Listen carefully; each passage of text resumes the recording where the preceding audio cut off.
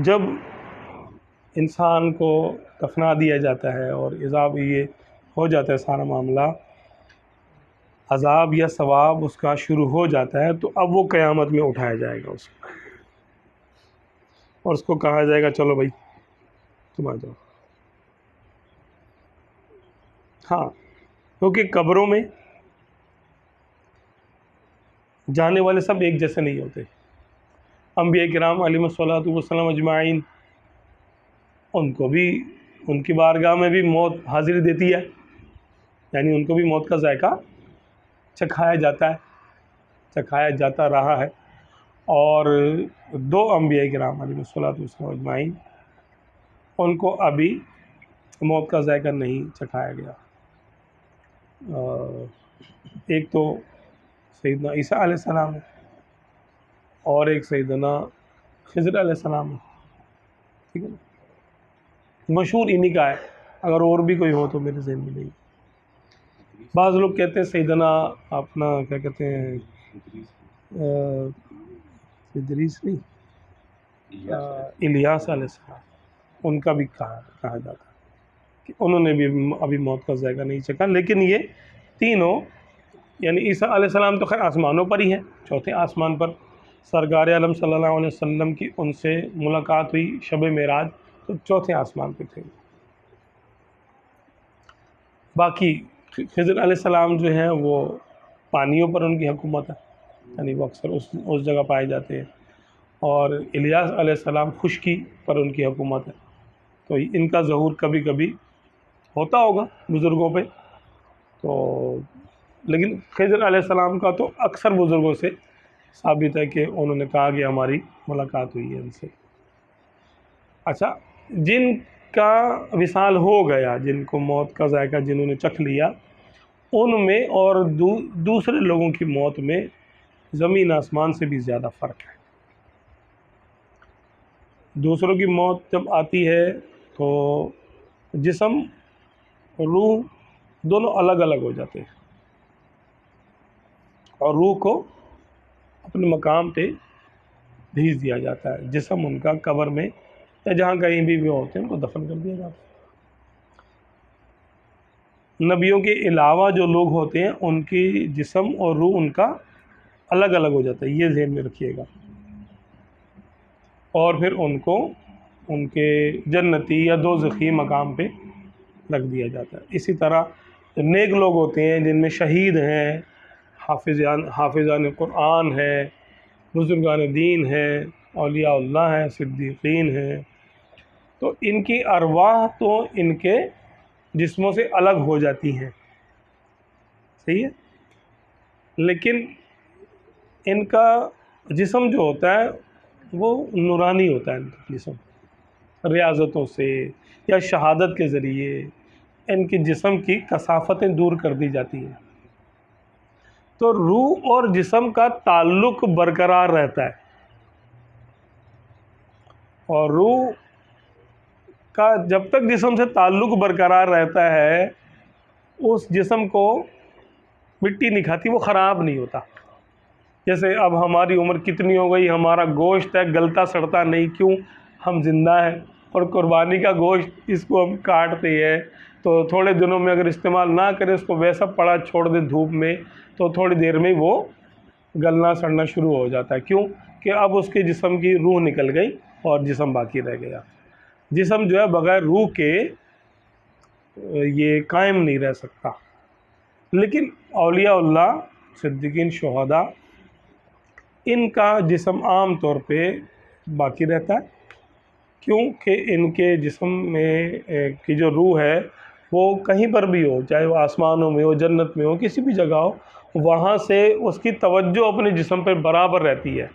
समझ लें कि वायरलेस सिस्टम है। जैसे हमारी सिम का ताल्लुक़ आसमान पे जो सैटेलाइट उड़ रहा है उसका ताल्लुक़ हमारी सिम के साथ है ना, तो ये ज़िंदा है। अगर उसको ताल्लुक़ को बीच में काट दे तो अब हम फ़ोन करेंगे, नहीं होगा। क्यों? भाई सैटेलाइट ऑन नहीं है। तो आजकल ये बातें समझना ज़रा ज़्यादा आसान हो गया।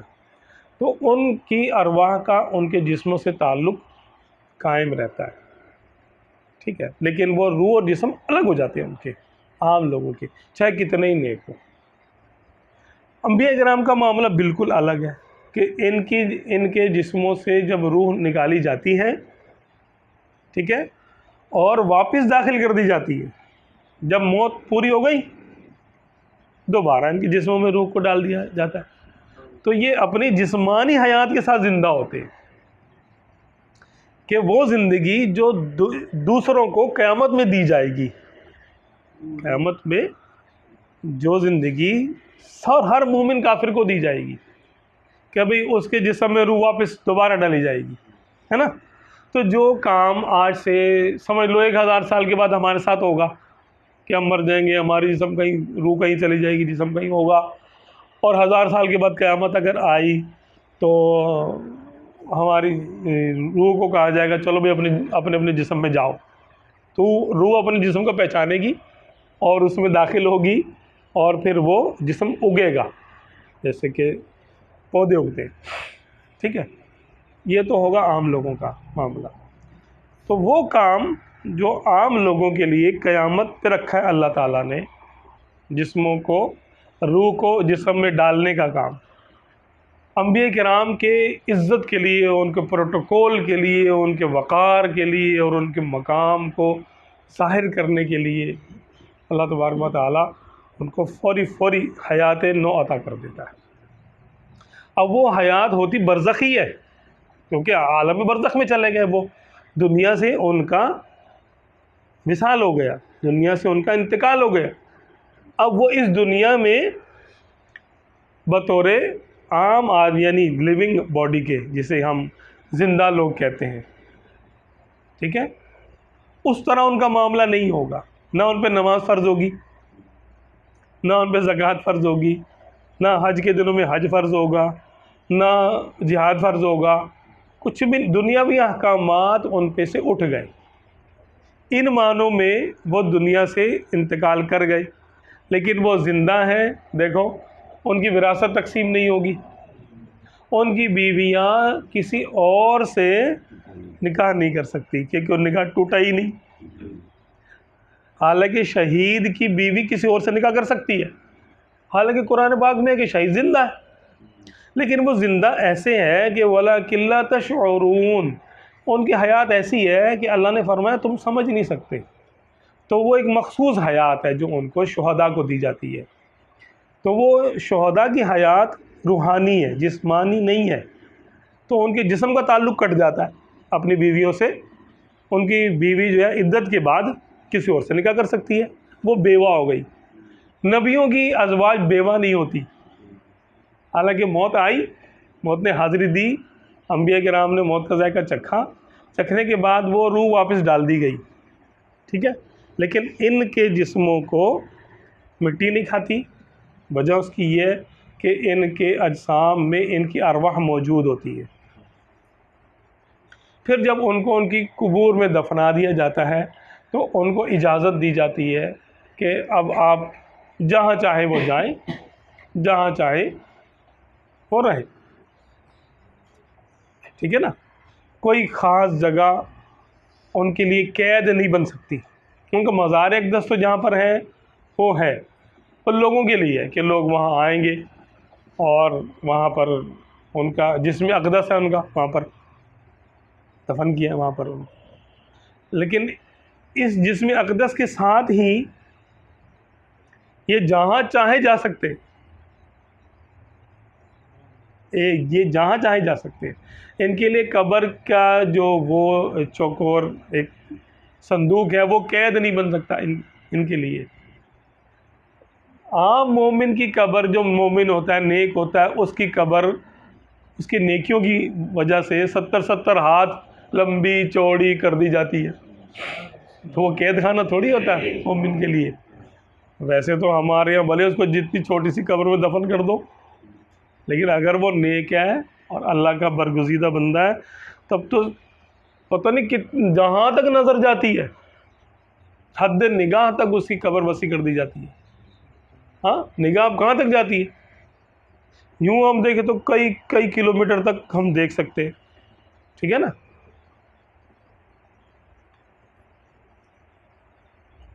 वैसे तो आसमान को भी देख सकते हैं, सूरज चांद सितारों को भी देख लेते हैं, इन्हीं आंखों से देखते हैं ना। हद निगाह तक वसी, तो जिनकी हद निगाह तक वसी होती है वो उम्मती होते हैं। तो जो नबी होते हैं उनकी कब्र अनवर कहाँ, उसकी कोई हद बता सकता है? कोई हद नहीं बता सकता। और जो नबियों के सरदार हो,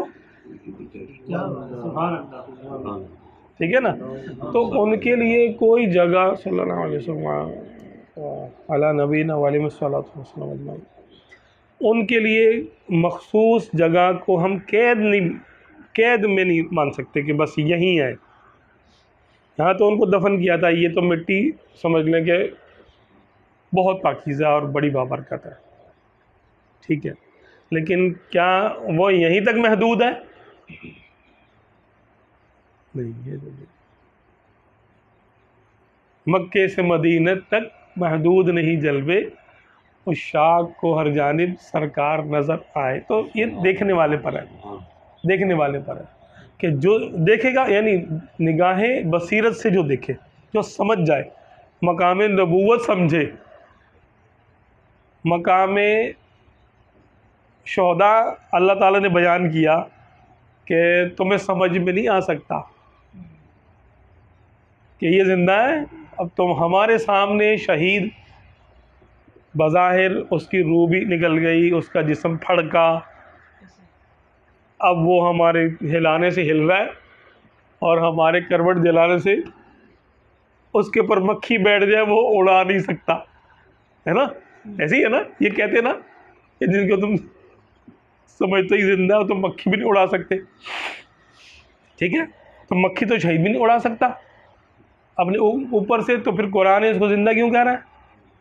तो भाई ज़िंदा होने के लिए मक्खी उड़ाना ज़रूरी है क्या? कि मक्खी नहीं उड़ा सकता तो ज़िंदा ही नहीं है वो। अपनी अकल, वही अकल, वलाकिन ला तशऊरून, अल्लाह ने फरमा दिया तुम्हें इसकी अकल नहीं हो सकती, शऊर नहीं हो सकता।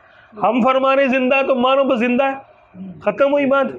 इसमें ये क्या कि मक्खी उड़ाए तो ज़िंदा, नहीं उड़ाए तो फिर ज़िंदा नहीं है। भाई अपनी अकल मरदूद, महदूद, मतरूद, मकहूर अपने पास रखो। अल्लाह ने फरमा दिया तो अब इस फरमान के ऊपर किसी का हुक्म नहीं है। न जब शुहदा की हयात को नहीं समझा जा सकता शऊर के साथ, ईमान के साथ तो समझा जा सकता है। ईमान वाले को बोलेंगे भाई शहीद ज़िंदा है, ये देखो, ये काफिर बोलेगा भाई ये तो मर गया, कहाँ से ज़िंदा है? क्या बोलेंगे आप उसको?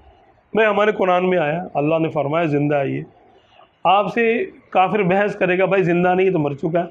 अगर ये ज़िंदा है तो बोलो कि ये तुम्हारी बात का जवाब दे, तुम्हारा ये करे। अगर ज़िंदा तो तुमने इसको दफन क्यों किया फिर कब्र में, है ना? सारे सवालात काफिर आपसे कर लेगा जो आप सुन्नियों से करते हैं। हाँ, फिर आप उसका जवाब दे देना, कैसे दोगे? यही दोगे ना कि भाई अल्लाह ने फरमा दिया ज़िंदा है, तो हम कहते हैं ज़िंदा है, बस हमें शऊर नहीं है। और शऊर तो हमें एक नहीं, करोड़ बातों का शऊर नहीं है। कोई इसी बात का थोड़ी है कि सब बातें हमें पता है, सिर्फ ये नहीं पता। लोगों को तो इतना भी शऊर नहीं होता कि घुटने और टखने में फ़र्क क्या है। लोगों के शऊर की क्या बात है, ऐसे ऐसे लोग मिलते हैं हमें। हाँ, किसी को ये भी नहीं मालूम कि हमारी खुराक कैसे हज़म होती है। आप सोच सकते हैं, हम मिट्टी खाते हैं, यानी गंदम से, ज़मीन से गंदम निकलती है, हमने गंदम खाई, अच्छा बना क्या, उसका गोश्त बन गया। कैसे बन गया? अरे गंदम से गोश्त कैसे बन गया? बच्चा माँ का दूध पीता है, उसके बाल भी पैदा हो रहे हैं नए, जिल्द भी बढ़ रही है, हड्डियाँ बन रही हैं। अरे कौन सी सख्त चीज़ पी रहा है भाई, वो हड्डियाँ किस लिए बन रही हैं इसकी? शऊर आता है? वो इतना आप डॉक्टर ही पढ़ेंगे तो वो आपको बता सकते हैं कि हाँ ऐसे होता है, प्रोसेस क्या है इसका, क्यों होता है ऐसे। बोला खिल्ला तशऊर, यही कहा जाएगा। होता है, तुम अपनी आंखों से देखोगे कि हो रहा है, लेकिन तुम इसका शऊर नहीं होगा कैसे हो रहा है। तुम करके दिखा दो, नहीं कर सकते। कुरान और हदीस के मुकाबले में अकल को नहीं लाना चाहिए, वरना गुमराह हो जाएंगे। जब आका सल्लल्लाहु अलैहि वसल्लम ने इरशाद फरमा दिया कि नबीयुल्लाहि हय्युन युरज़क़, अल्लाह का नबी ज़िंदा होता है, उसको रिज़्क दिया जाता है, बात मुकम्मल हो गई। अब इसमें किसी की बक बक करने से तो कुछ नहीं होगा, क्योंकि इस हदीस पाक के ख़िलाफ़ अगर कोई बात करेगा तो वो बक बक से ज़्यादा तो कुछ नहीं है।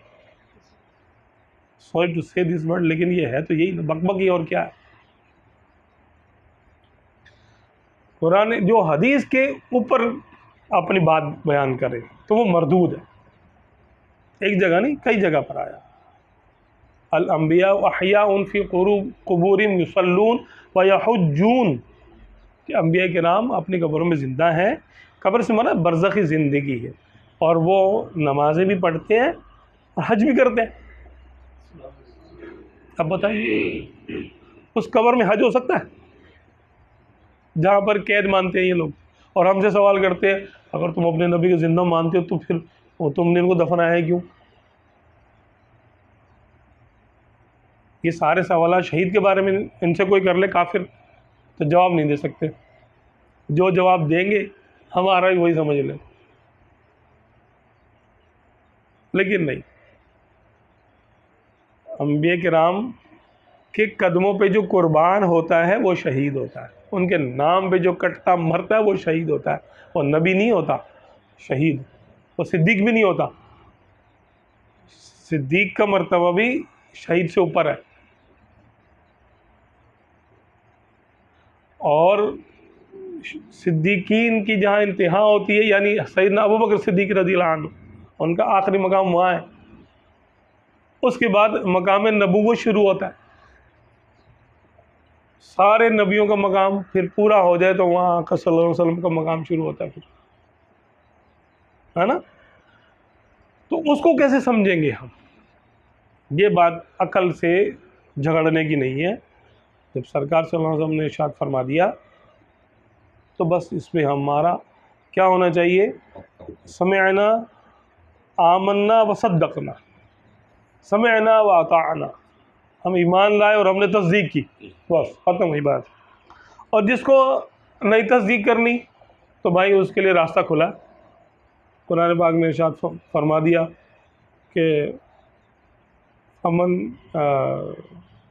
क्या उनमें से जो ईमान लाना चाहे ले आए और जो कुफ्र करना चाहे तो कर ले। हमने फिर काफिरों के लिए दर्दनाक अजाब खड़ा किया हुआ है, करना तो करना। मिनकुम मन यशा फलयकफुर मन युमिन व मन यशा मिनकुम फलयकफुर, इस तरह की आयत है ना कुरान पाक में।